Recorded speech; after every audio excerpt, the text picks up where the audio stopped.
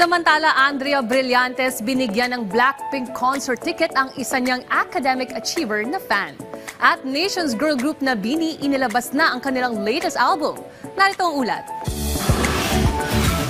The spirit of Christmas came early para kay Andrea Brillantes dahil nagbigay ito sa kanyang fan ng concert ticket. Para naman yan sa Blackpink concert na naganap nitong weekend. Nag-announce ang actress noong November 22, Sabado, na meron siyang extra ticket para sa pangalawang araw na concert ng Blackpink sa Bulacan.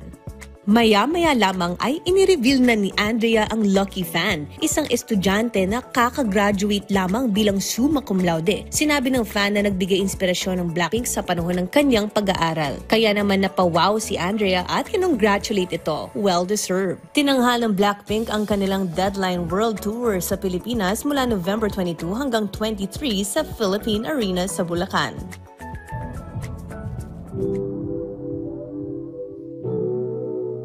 About your sweet tooth, me and my sweet tooth. Now I can't help it if it was you. I know it's plenty of words, addictions, but I just can't help the feeling. Me and my sweet tooth.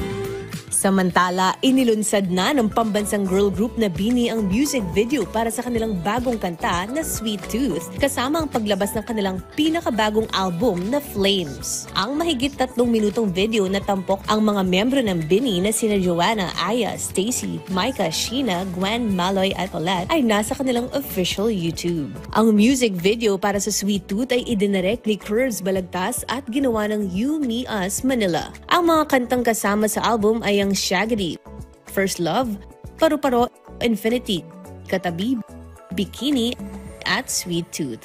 Ang Flames ay ang ikatlong full-length ng BINI kasunod ng Feel Good na inilabas noong 2022 at ang 2021 na album na Born to Win.